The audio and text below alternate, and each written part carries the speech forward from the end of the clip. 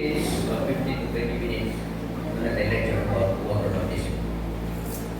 Praise God. Hallelujah. Okay, magkamot ang leksyonan. Father, we thank you so much for the blessings. Lord, you are the God of order.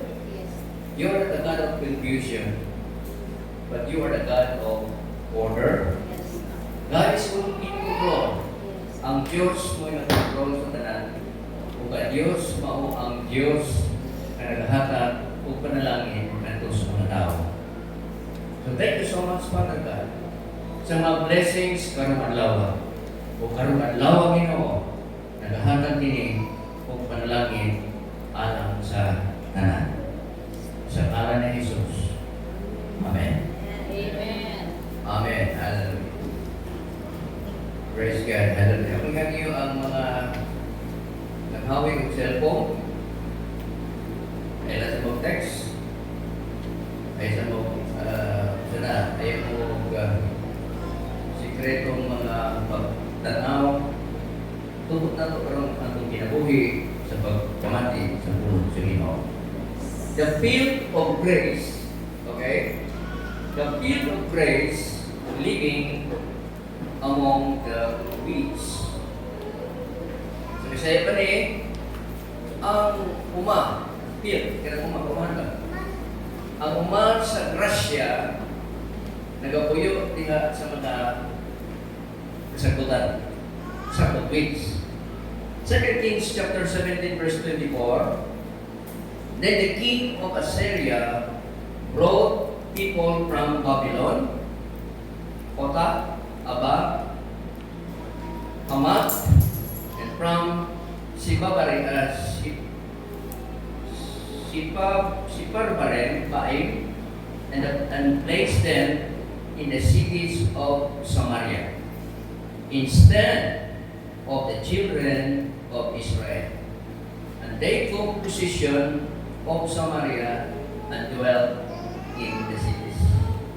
Ug ang hari sa Assyria nagdala niining mga tao gikan sa Babylonia, mga tao gikan sa Kota, mga tao gikan sa Aba, mga tao gikan sa Hamath, o mga tao gikan sa Siparbaim.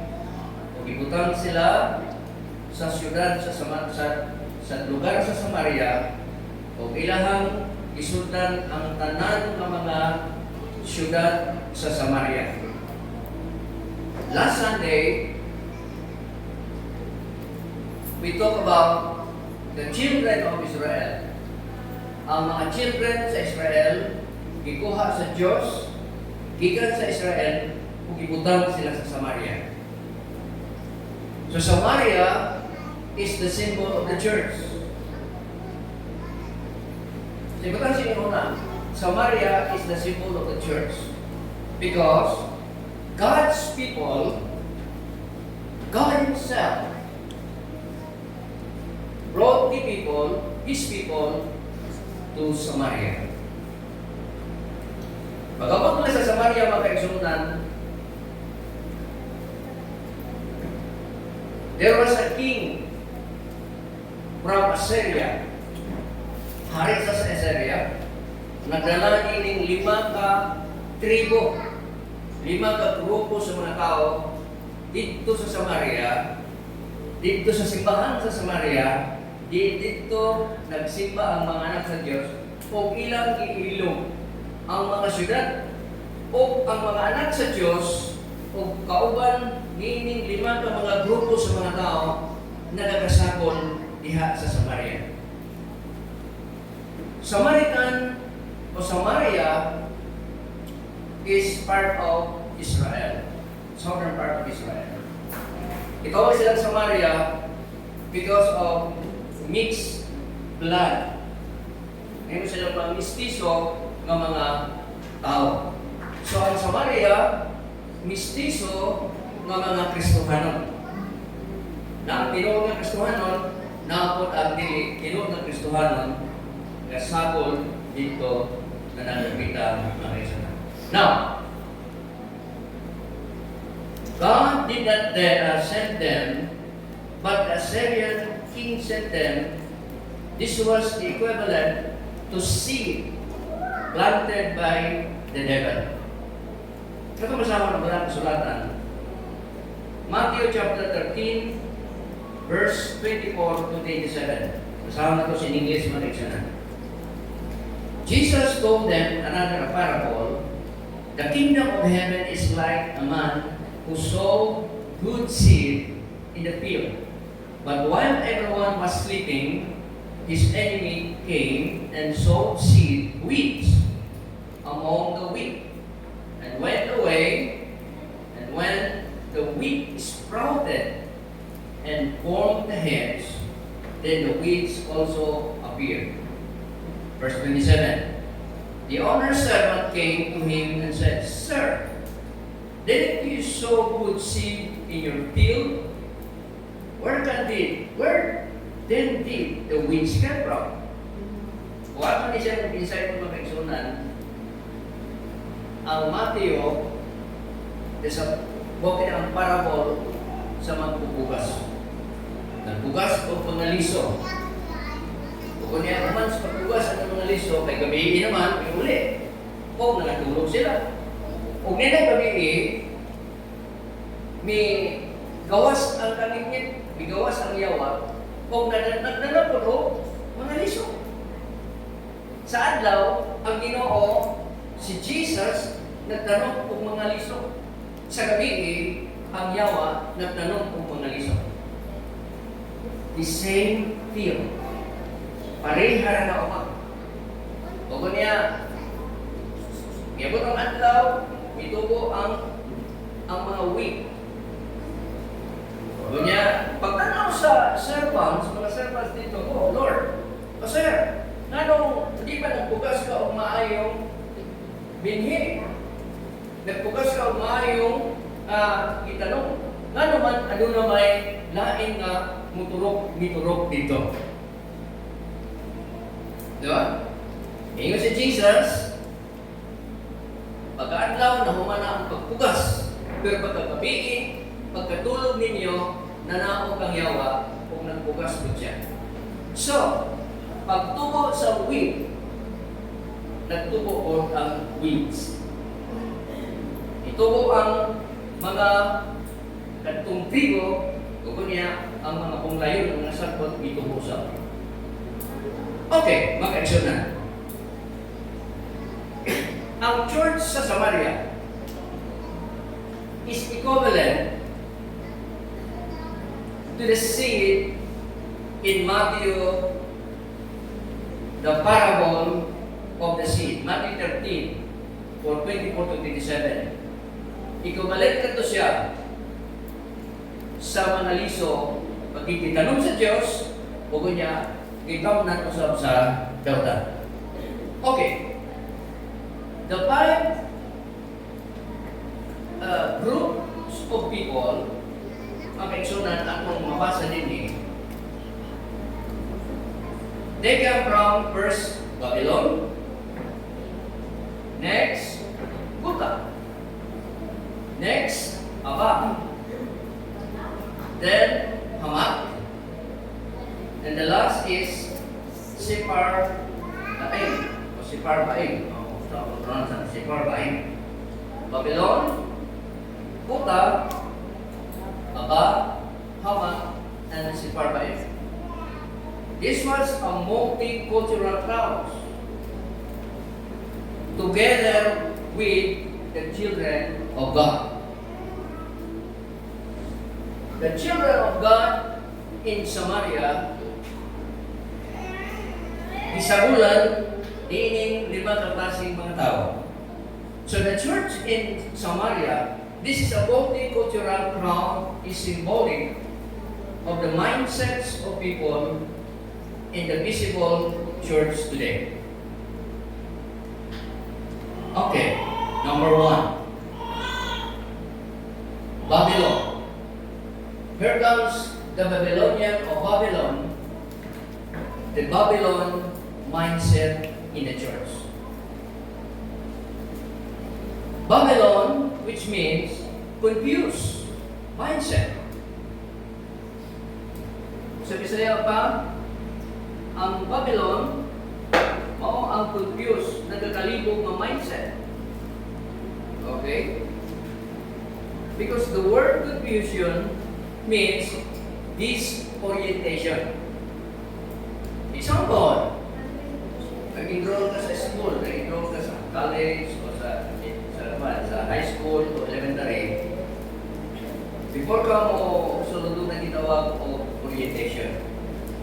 Mapil ka sa seminar, mapil ka sa conference, mapil ka sa mga social gatherings. Makaigsunan, first na mo sa dili pa mo magsugod sa meeting, doon ay gitawag o orientation.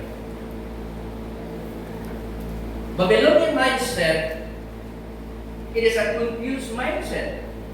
Confused mindset means disorientation for time, place, and a person. So, the Babylonian mindset, mga kaigsunan, naa sa simbahan karon. They are confusing.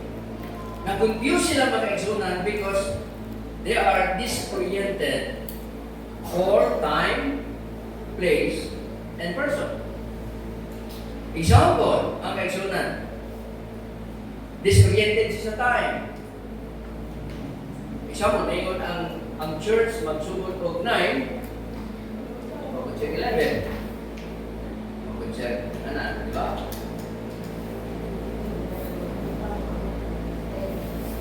One time, magkaigsunan one time, pagawas na ko sa nakatambong sa nakukan na church sa gawas.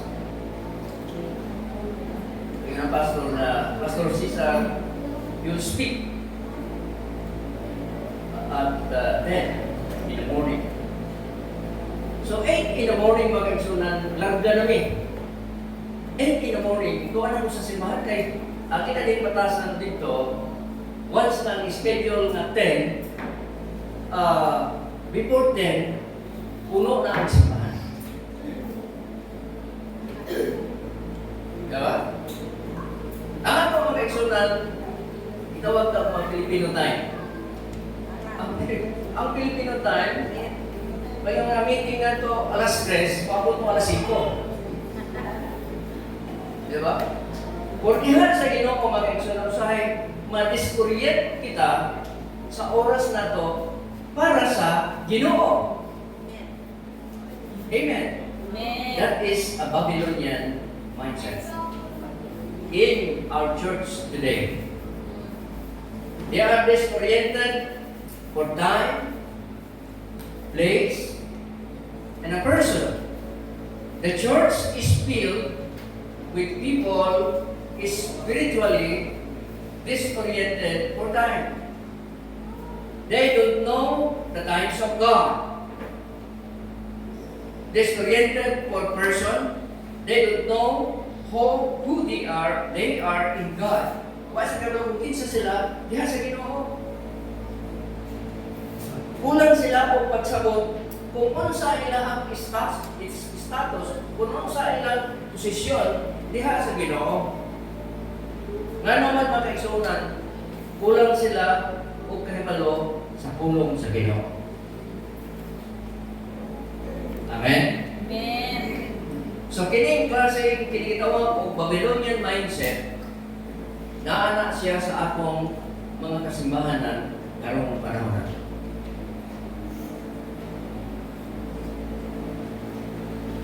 This kind of people not under the cloud.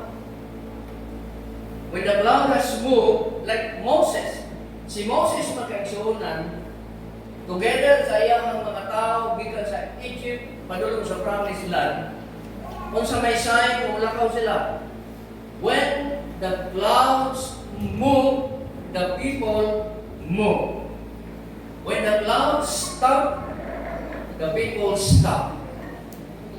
So the sign, ang sign mga kaigsunan, nga move kita, nga mapadayon ta, kung ang cloud of God, the presence of God will move. Usahay ka disoriented ka mga kaigsunan. Dili pa galing ngayon na Ginoo nga lakaw, mulakaw na ta. mingon ng Ginoo, lakaw na mo. Ako mo mabili. This mindset, mga kaigsunan, kinahanglan mabago ni siya. Amen. Sa atong simbahan. Amen. Mato ka sa langit. Amen. Mato ka sa ginhirian sa langit. Kinahanglan natong mindset, mga kaigsunan, mututok yun dito sa langit. Amen. Amen. Katong mga tao dito sa wilderness, kauban ni Moses. Singirat bagod-bod, Moses, pabalikan ni sa Egypt, kay maayo ang pagkaon dito. Moses, pabalikan kami sa Egypt, kay maayo ang pagkahimutan dito. Dini sa kamingaman, dini sa wilderness, wala may pagkaon. Busa ang Ginoo nagpadala o mana. O Moses, mana lang, kanunay ang ginakaon. Busa ang Ginoo nagpadala o mga bungkok, mga langgam, ang mga bungkok, mga kaigsunan. Kahon sila. Sa pila katulong ng kahon, nila katuig, 40 years nila kahon. Kaya sa Lisa, nag-complain di ba kasi Ginoo nga kada adlaw mo kahon magbukas? Rice? Wala ka mag-complain. Diba? Ang mga Israel sa kaigsunan, singirat bagod-bod. Umagot pa sa ganang kasulatan, katong nagbagot-bod, di pamatay sa Ginoo. Pamatay sa Ginoo. Wala pa kasulot sa promised land. Amen. Once na magsukot na tao, bagot-bod makaigsunan, you have the Babylonian mindset. Sige, bagot-bod dito.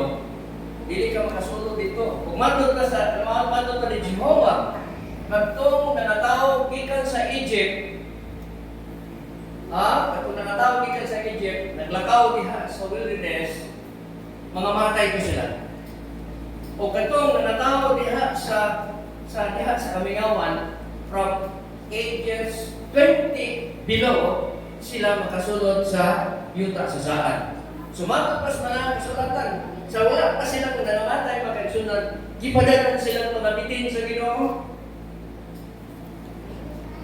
Oh, Moses, ang among pagkaon mauni. Moses, kinangawang kahintang mauni. Mukalit lang ang mga bitin, murool dito. Oo, gipamaan sila. Ang uban nangamatay, ang uban nangaangol. Wala pa mamatay. Nag-complain si Moses, "Oh Lord, nga naman tunay mga bitin, nangamatay ang among mga tao." Yabi nga ng Ginoo, maghimo mo kanang magkulit kamo og mga bulawan. Himo ang kini nga serpent o bitin. O kunya ang tanan, mamutan-aw sa mga bitin, kagatong ginapaagan, dili sila mamamatay. O kunya katong tanan nga hapit na mamatay, di maayo sila sa ilang pinagan kay bitin. Ang bitin mao ang yawa. Amen? Ang bitin ng mga yawa. Umarap ka sa dalang kasulatan, katong gibutang dito sa ibabaw sa kahoy, nagasimbolo kato ni Jesus Christ. Sa tanan pumuto kaniya, ang tanan musalig kaniya, siya dili mamatay, kung dili makabaton siya sa kinabuhing dayon. Amen. Babylonian mindset mga kaigsunan, diha sa kinabuhi sa mga simbahan sa Samaria. Okay. Mingon ang nabigilan mga kaigsunan. Mingon si Jehovah ngadto kang Moses. O Moses, early in the morning, kanang sayo sa buntag, sugoon mo ang mga taong pag-ukmo sa mga mana nito. O niya, ipa kung pila sila kabuok na mga taong sunod sa balay. O 7 sila, o 6 ba, o 7, example lang, 7 pag-ukmo, ito na makaon sa breakfast, lunch, and dinner. Ayun na masubrahin. Kahit yung masubrahan ninyo o punit, pagkababihan na, ginaulog na sila. Ginaulog na sila, matod pa ni Jehovah. Matod sa Diyos. Pero pag namuban mga kaigsunan, pagtanong na naghang kay mana, hinakutay mga kaigsunan. Huwag yan. Manlangin na din. Wala na sila kaibalo mga kaigsunan. Pagkauma na, di na sila mamuho, di na sila mamuha, ano man. Na namin ang tinigong mga kaigsunan na nato yung ulon. Naghang mga Kristohanon karon, nagkakaon sa mga pulong na sabol mga kaigsunan, mix sa kadautan na ilang ginataon. Muna, naghan kanila sa panahon ni Moses, daghang sakit, daghang nangamatay, tungod sa puison na ilang ginataon ng kaigsunan. That was a Babylonian mindset in the churches today. So, number 2, kota. Dili po ito ang kota. Kota mindset. Kota mindset is a heavy mindset. Oh, dakhan ni sa ato din eh. Atong sulayan. Rush, natupok siya. Rush by psychosocial problems. Because of rebellious children. Because of marital discord. Because of economic problems. They give up easily. They are not overcomers. Kota mindset, these are the people that the king of Assyria brought to the church at Samaria, where the people of God was there. Mga tao, mga kaigsunan, dili na kayo makaato sa simbahan because of the gitawag sila of psychosocial problems. Brad, sir, lagat na sa Ginoo. Kayo. Kung kayo ka ng kumbana, asawa, mga anak, na problema kayo sila, hindi lang pumato. Kunya, say, economic problems, problema sa panginabuhi, hindi kumato sa simbahan, hindi mong trabaho sa ako, kaya wala sila bukas, wala sila pagkaon, wala sila kwarta. This is what we call kota mindset, heavy mindset. Very heavy. These people, they give up easily. Dahil naman sila ma-discourage. Di ba? Dili lang matutulan o sa atong palitan, sa atong Pamilya Sunday, dili matutulan plato, dili mangluot na. Tagay plato ni Pasko. Di ba? Ay, magluot. Luran kayo. Nanak na po ang luran, buntis rin. Kaya naman buntis lang. Bisig din buntis. Luran gabon. Mga kaisunan, they give up easily. They are not overcomers. Sila, dili, makalaog. Kanunay sila maato sa simbahan, kanunay sila maato sa church. Isa kung sa mga programa sa church, wala yung sila kalaogan. Gusto makatayan. Kailan? Gusto mo ba?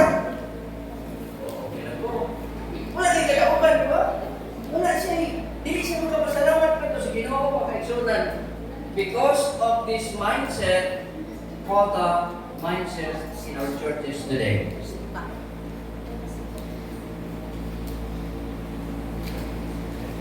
This is the seed. Isa nagpugas na ini. Kano sa nagpugas? Panahon sa gabi. Kaya si Kristo nagpugas, panahon sa adlaw. Panahon sa adlaw, busy ang Ginoo sa pagpugas. Nakaproduce sila o good believers. Mga maayong Kristohanon, nakaproduce siya. Pero ang problema ang pagkagabi, mga kaigsunan, ang yawa ang nalagong seeds. Bukas ko siya. Oh, ano ka problema mga oras siya mga kaigsunan? Ang good seed, sa kasi, itaparan o bad seed. Okay? Ang good seed, itapat ang bad seed. Okay, manipot siya. Ang ilang nagamot, ang ilang nagamot, nag-awat. Ngayon ang servant, Lord, kuhaon na mo, Lord, katong mga sakot. Ayaw, yung nagino, ayaw, yun na buha. Kaya kung ito yung mong sakot, maikot ang good nga sakot, ang ayaw. Ano man? Connected siya sa business, connected siya sa kumarin niya. Oo, di ba? Amen! Amen. This mindset, it is called Kota mindset. Dili yun pininim ito. Ingon ang Ginoo, ang puntahan na hangtod nga maabot ang harvest time. Amen? Amen. Dili yun kakapungan karon makaigsunan. Naagid sa church, makaigsunan, doon na din ang mindset na ang iyang gamot, migamot, ngadto sa mga maayo. Bisag ang tao ni makuhalik kini nga klase nga seed, dili kini mo otro. Ano man, gibugas ni siya sa gabi. Amen. Amen. Gibugas niya siya sa gabi, o ang iyang mga gamot, migamot diha, o kung imo na siyang tandugon, maibot ang mga maayo. Crushed by psychosocial problems, by rebellious children, marital discord, by economic problems, or they give up easily, or they are not overcomers. Asa makita ko na siya sa Samaritan Church, where the people of God was there. Amen. Amen. So, bad seed and good seed. Number 3. Aba. Aba mindset, which means perverted mindset. Ang perverted, karabang kung magkuha ka o alambre, kung saan ay tuyo, hiwi ka dyan, pervert ba? Hiwi. Hiwi ang iyang paglalakad sa Ginoo. Bound by lustfulness. Lust is an intense, uncontrolled sexual desire or a powerful craving for something. Example, power or money. Lustful. Mga pangantoy, intense, grabing pangantoy. Di ba? Na iha pagkaigsunan makita nimo sa simbahan sa Maria o kining aba mindset. They are perverted mindset mga kaigsunan. Kita sila o power. Kita sila money sa mga dinautan ng pagi. Di ba? Aba mindset. Next is Hamat. Hamat mindset. Hamat mindset is angry mindset.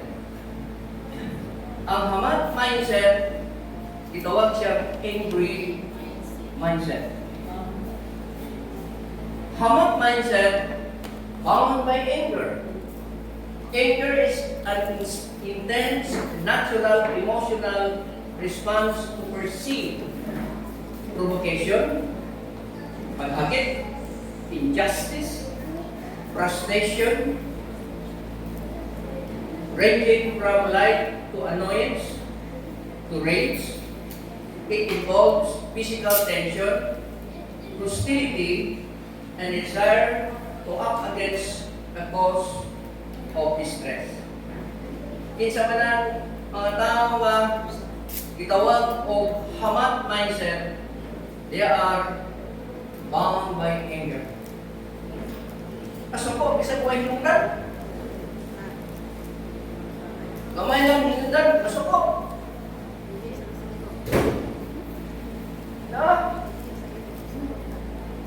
Na mga kaigsuunan, itawag kay siya og hamat mindset. Number 5, sipar buying mindset. Okay? Sipar buying mindset, it is a numerical mindset. They have a numerical preoccupation. They measure success by numbers. Okay? Everything is based on numbers. Ang iyong success, naghan silang kwarta, may number. Naghan silang mga balay, mga business. Kung sila, successful na siya. Kung tanawin mo ang biblical success, mga kaigsunan, biblical success in a biblical perspective is defined as knowing God, obeying His will, and fulfilling His purpose rather than accumulating worldly wealth and status. Kung saan po pasabot sa Biblia din, nga ang gitawag og success sa biblical nga perspective paglantaw, gidefine kini siya sa pag-ila sa Dios ug sa iyahang kabubuton. Kung dili kini kabuilas kabubuton sa Ginoo, niya pag-fulfill niya sa iyahang purpose, kunya imo nang gihimo kining pagtikom sa mga bahandi nga wala ilabot ang Ginoo, mga kaigsuonan, dili ka na success as far as the Bible is concerned. Ang success sa Bible, mga kaigsuonan, na kinahanglan ka na siya, una sa tanan, nagsunod ka sa kabubuton sa Ginoo. Pumunta na karon, ang imong business pa karon, kabubuton na sa Ginoo. Wala tayong pati-patiha. Di ba? Ang imong trabaho, kabubuton na sa Ginoo. Ang imong paglakaw, kabubuton ba sa Ginoo? Ang imong plano, kabubuton ba sa Ginoo? Pero kung dili siya kabubuton sa Ginoo, mga kaigsuonan, you are not successful. Ang ano, nahuna nga, successful siya tayo, nakaka siyang business, nakaka siyang balay, nakaka sa China, no? Makita niyo sa iyang kinabuhi. True success is defined as knowing God, obeying His will. Mga tao nga pagabuutan, mga tao nga maayo liso, nga natanong diha panahon sa adlaw, nabuhat sa mga kababuton sa Dios. Ipunta, dining kalibutan na makaigsunan, ipunta. Diba? Asa ka nagpuyo karon? Kauban sa mga silingan ng mga dautan.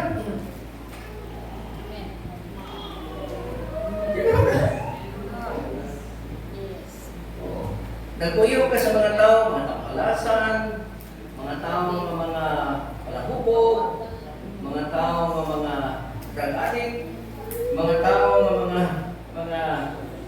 mga dilimayo sa katilimban, mga tao na mga bukoy kay diha, nakakaya. Pero ang kaigsunan, kung kinaa kita karon sa kitawag o nagpuyo sa Samaritan Church. Hallelujah. Diha sa imong trabaho, ikaw lang isa Christian. Ikaw lang usa ang good seed. Sila tanan mga bad seeds. Diba? Isod kayo nga magkinabuhi sa opisina, sa trabaho nga ikaw ra. Kung naging ka, binuangan ka dito. provision ka man kaigsunan para sa pag-alagad sa Ginoo, you will overcome. Amen. Hallelujah. Amen? Si para ay mindset. Hallelujah. Because success is the satisfactory accomplishment of goals encompassing the attainment of well-being or personal fulfillment. But success in a biblical perspective is defined as knowing God and obeying His way. Maugin na siya magigsunan. Makita niyo nga, wala na siya maayong, wala na siya may balay, wala na siya maayong sakinan. Pero malipayon mo siya nagdalagad sa Ginoo. Amen. Malipayon mo siya nagsunod sa Ginoo. Yes. Kaya naman, nagsunod siya na maayo ang iyahang pagkinabuhi. Dili, binuang, dili, pinaagi o mga limpong, kung dili, Diyos nun ang iyang pagsunod mga kaisunod. Amen. Hallelujah. Praise the Lord.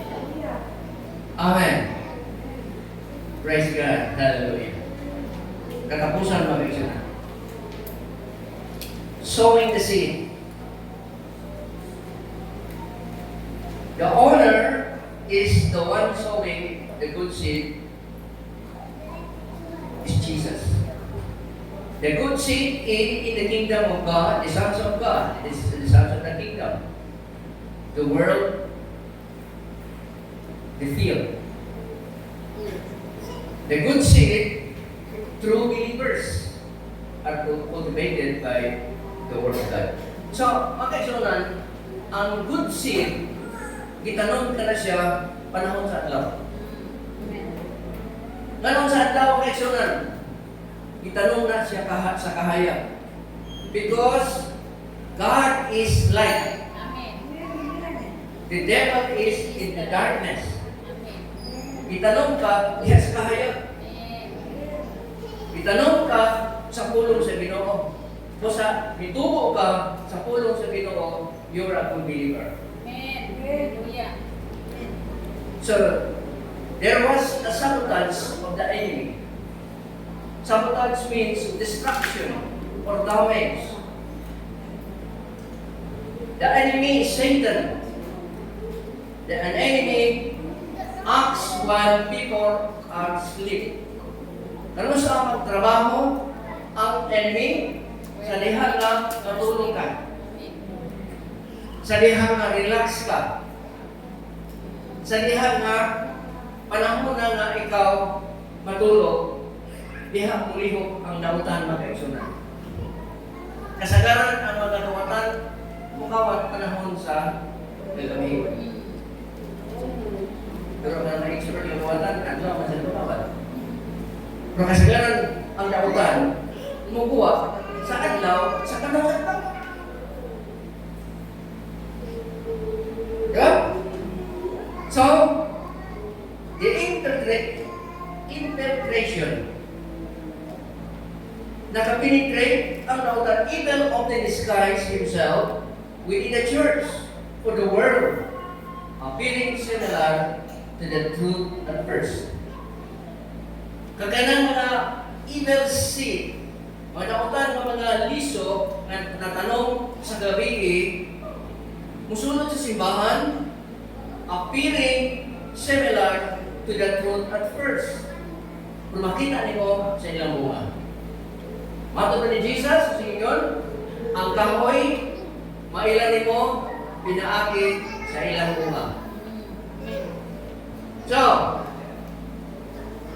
sa katapusan mga kaigsunan, ang prinsipyo nini, the principle, the master advises against pulling the weeds immediately, as it will destroy the wheat due to the intertwined roots. Ingin ang Ginoo, ayaw na sila hilagti. Lagi lang connection, nag-aabot sila. So, there will be a divine timing. God's patience allows space for grace, judgments He reserved for harvest. Ang judgment is reserved for harvest at the end sa katapusan mga kaigsoon. Mahulat ka sa judgment sa Ginoo mga kaigsoon. Amen? Amen. Kung tunay magsulay, patayon na sa pag-alala. Amen. Hallelujah. Kung yung kasawag mo, patayon na. Normal na. Diba?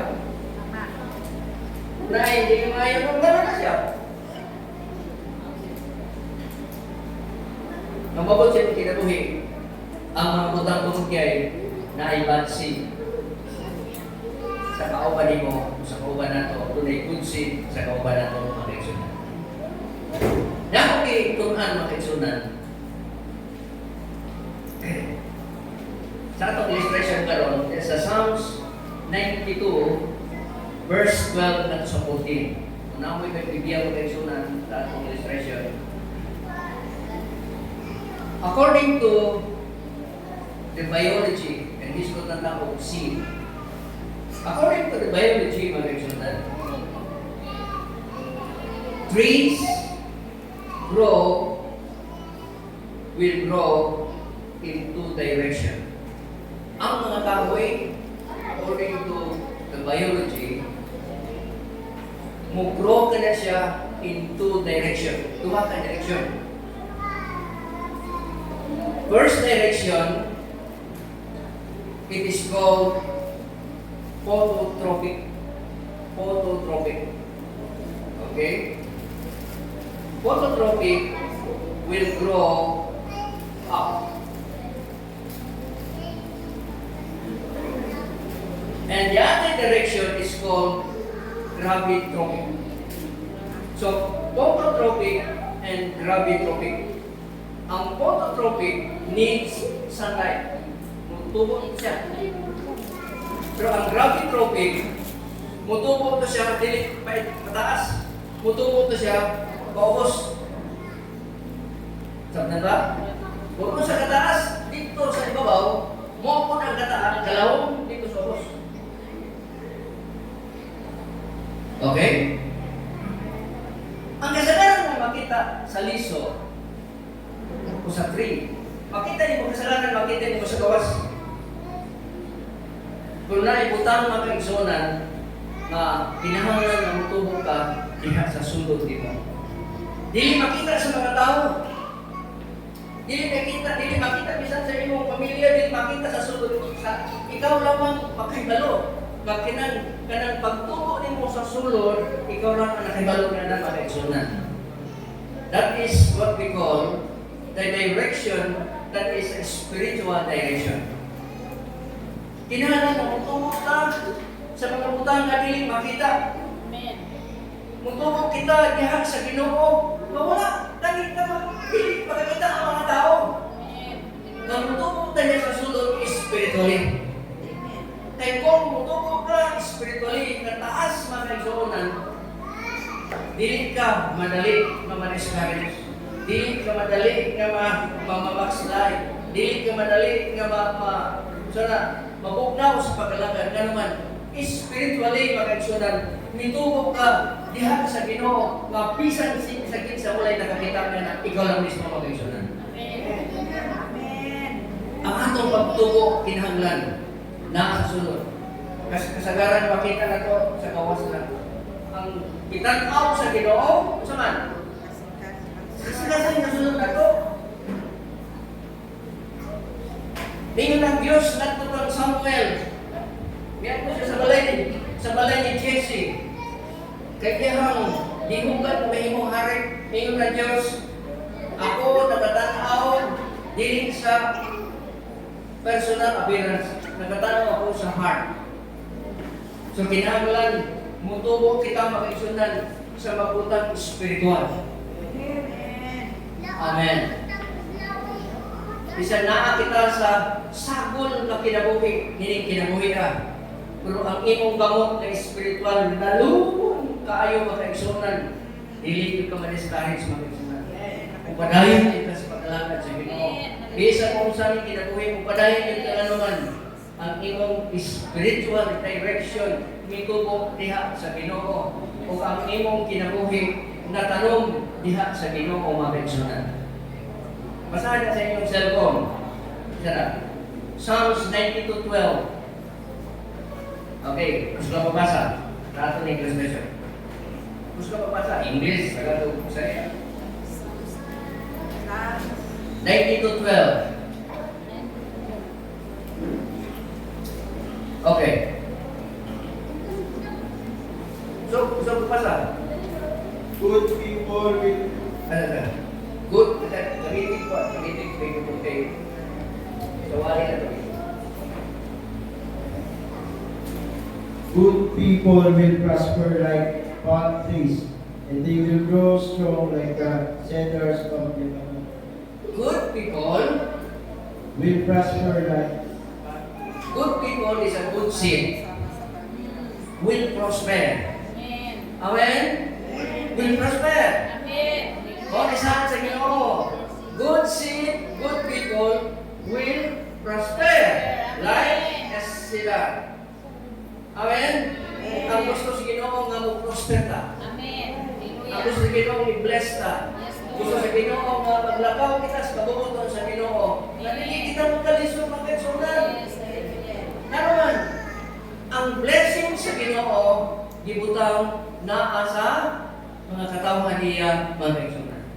Amen. Amen. Amen. Balik ka sa Samaria.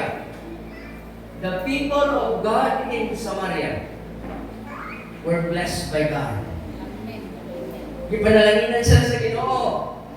Narito ang Babylonian mindset. Narito ang Aba mindset. Narito ang Koto mindset. Narito ang mga mindset dito. But the people of God were blessed. Ang makatauhan sa ipanalanginan kanuman. Their seed is good. Yes. Ang ilahang mga liso, maayo makaigsunan. Psalms 92 verse 12. Verse 13, basa, verse 13. they will take Microphone. they will take root in your house, Lord God. They will take root. In your house. Okay, yan ko to. They will take root. Mga gamot, asa na balay?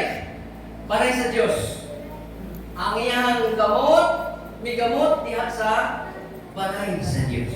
Amen. Hallelujah. Ano man? Maurang yun pag-grow na to spiritually, di makita sa ubang tao. Hallelujah. Kita rin siya. Verse 14. 14, last. They will be like trees that stay healthy and fruitful, even when they are old. Okay? Ang inahang kahoy sila. They will stay healthy bisang mga matigulang na sila. Grupo. Ano man? They are good seed. Amen. Salamat sa Ginoo, mga maayong liso kita ihatubangan sa Ginoo. Itanong kita sa panahon sa adlaw. Amen. O panahon sa adlaw, ipanalanginan kita sa Ginoo. Yes. Padayon sa pagkalagad, grow spiritually. Amen. Grow spiritually. Kung ang imong root, ang imong gamot, mabaw lang. Dali na ka matumba. Dali na ka matumba. Pero kung ang imong gamot, laon kayo. Parehas sa katasan sa kahoy. Sigurado, bisag mga balik itong mga sana, magpabilin gihapon ang imong gamot diha sa sulod. Nga naman, lawong kayo imong. Ang imong pagpamalagad sa Ginoo, lawong yung kayo mga isunan. Amen! Salamat sa pulong sa Ginoo. Ang Ginoo mag-bless ka na ng tanan. Yes. Hallelujah. Tinutang na ako sa mga alam. Ang Ginoo, maghanap ko mga panalangin. Nasabta na to, ang Ginoo, maayong ka ng kinabuhi. Hallelujah. Salamat sa Ginoo. Father God, we thank you so much. Yes. Lord, salamat. We are the good seed. Kami mga maayong liso.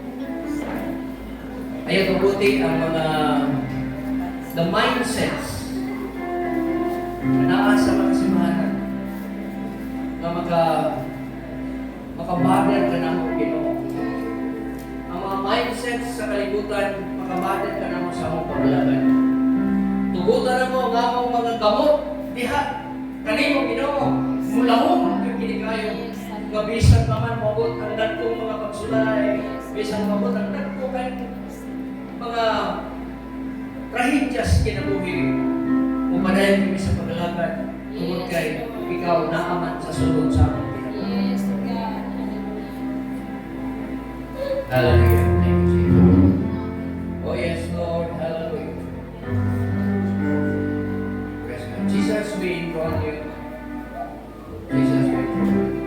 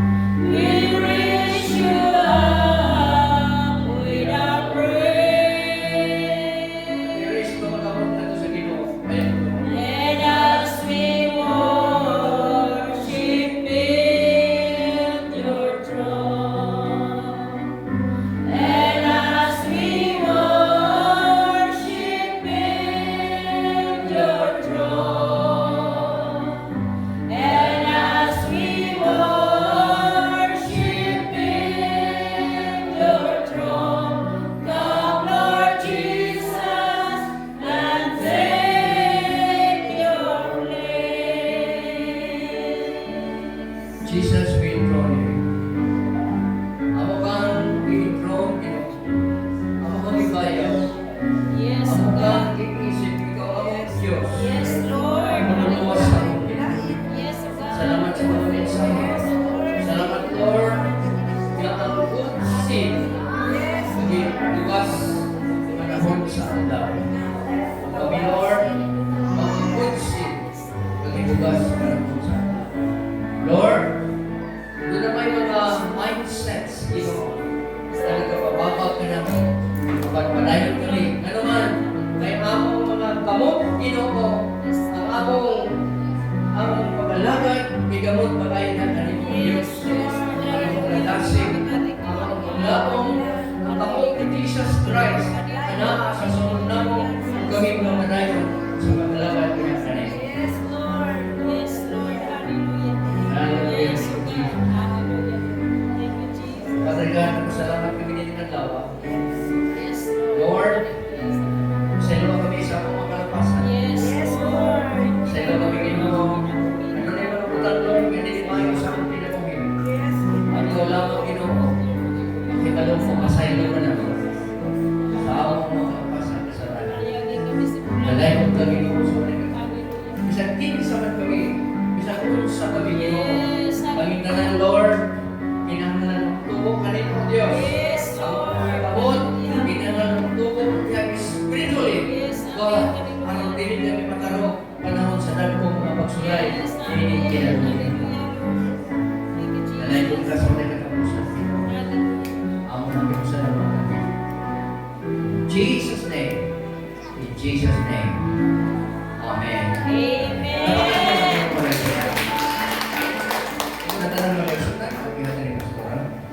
Umat sa announcement ni Pastora, ito taon, magpabilin ko itong candidate sa mga bautismuhan. Kaya kung itsura sila. Praise the Lord. Thank you sa wonderful message this morning. O salamat sa atong